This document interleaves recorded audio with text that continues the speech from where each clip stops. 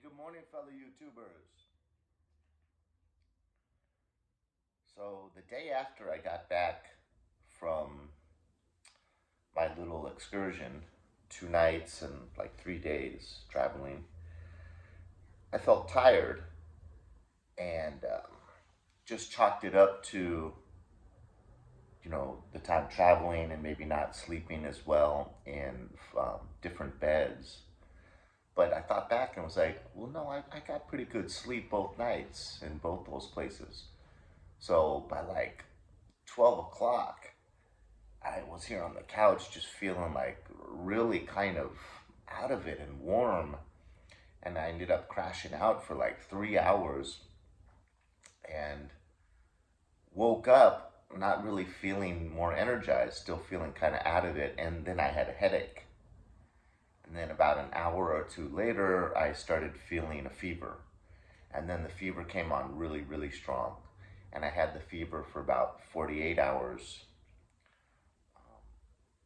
From what I can tell, the fever's gone. Still just have a little bit of sinus issues, but I'm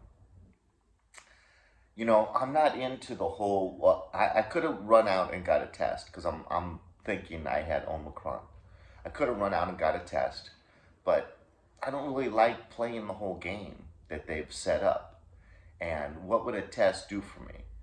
Okay, if it came back positive that I had Omicron, all it does is kind of give me bragging rights that, I had Omicron. It's not really going to change anything I do, anything I react to, or it's not going to change anything. It, it's really just for others' justification. Because if I got it or not, it doesn't really make any difference to me. I'm going to live my life just like I've always lived it. Wear the mask as little as possible and not worry. Get some regular exercise. All I really do is walk. But I do walk about an hour a day. So that's pretty good. And but I mean, here I am, 55. I think that's like one of the first times I've said that. I'm 55, and I'm not an incredibly healthy guy. I've spent way too much of my life being a not cigarette smoker, but smoker of the wacky tobacco, which obviously any smoke going in your lungs is not preferred. Um, I mean, geez, I fell into like a 48-hour sugar um, party. So for some reason, when I had this illness, I had real desires for sugar. Kind of because I think sugar helps me doze off a little bit. I kind of have strong reactions. I get kind of lightheaded sugar, and I knew that it would just help me sleep through this pain. I mean, I did have some body aches, fever that would come and go, and a headache, and a little bit of a dodgy stomach, especially in the beginning.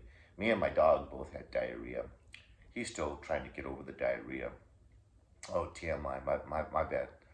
But just want to say, that I'm pretty sure I had Omicron, and if it was just the flu, I'm sure Omicron wouldn't be any worse. So,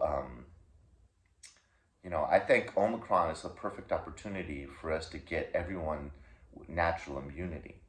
So, just like when it first came out back in March 2020, while all my friends were isolating and talking about how to wash the groceries when they come home from the grocery store and even the bags, wash this, wash your hands 30 times a day, 6 feet space, wear the mat. We're all concerned about everything. I was out there trying to get it as much as I could so that I wouldn't have to worry about it. And I would, and now, geez, when I first got it at the end of March, it lasted like 3.5 months, somewhere in the ballpark of 3 months to 4 months, because it kept going and coming.